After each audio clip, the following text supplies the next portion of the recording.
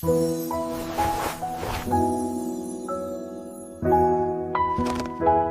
1910, the music hall comedian Billy Williams scored his biggest hit with the song When Father Papered the Parlor, mocking the incompetence of the amateur home decorator. 50 years later, comedians Norman Wisdom and Bruce Forsyth were still entertaining millions on the TV show Sunday Night at the London Palladium with a similar routine, but the joke was starting to look dated. The success of magazines such as The Practical Householder was already proving that, as the 1957 Ideal Home Exhibition proclaimed, do-it-yourself is a home hobby that is here to stay. By this stage, Britain had mostly completed its transition from primitive housing conditions, made bearable, for those who could afford it, by servants and handymen, into a world where families looked after themselves in highly serviced environments. Recognizably modern technology, in the form of telephones, televisions and electricity, had become ubiquitous and was to transform domestic living still further in the coming years. The makeover of British homes in the 20th century is recounted in Ben Highmore's entertaining and informative new book. He takes us on a whirlwind tour of an everyday house, from entrance hall to garden shed, illuminated by extensive reference to oral histories, popular magazines, and personal memoirs. At its center, though, is the way that our homes have reflected wider social changes. There is the decline of formality, so that living rooms once full of heavy furniture and Victorian knickknacks are now dominated by television screens and littered with children's toys.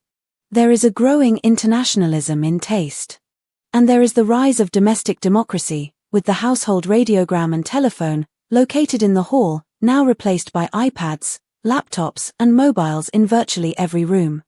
Key to that decentralization of the home, and the implied shift of power within it, is the advent of central heating, which gets pride of place as the innovation that allowed the whole house to become accessible at all times of day and night.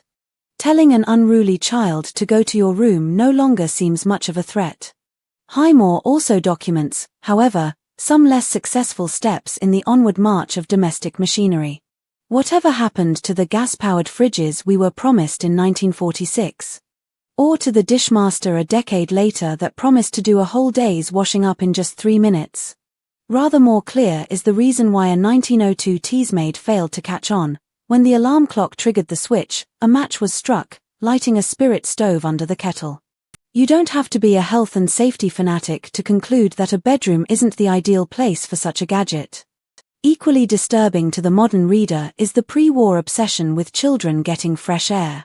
It was a belief so entrenched that even a voice of dissent merely argued that in winter, the healthy child only needs about 3 hours a day in the open air, as long as the day and night nursery windows are always open. Nowadays, the fresh air obsession has been replaced by irrational fears of horrors outside the home. It's easier to laugh at the foibles of the past, and Highmore doesn't always resist a sense of modern superiority, though, for the most part, he's an engaging and quirky guide, dispensing sociological insights without jargon. The message is that even the language of the home has changed irrevocably. Airing cupboards are going the same way as drawing rooms. As for that Billy Williams song, by the 1980s, Highmore writes, it would be impossible for anyone to imagine their front room as a parlor without seeming deeply old-fashioned. He's not entirely correct, for there was at least one person who was still employing such terminology. Prime Minister Margaret Thatcher sold her message with the use of what she called the parables of the parlor, which suggests she understood the truth that, despite the catalogue of changes, there is a core that seems consistent. A 1946 edition of Housewife magazine spelt it out: men make houses, women make homes. When you watch a male comedian today doing a routine about his wife's attachment to scatter cushions, it seems worth asking, has the family dynamic really moved a great deal?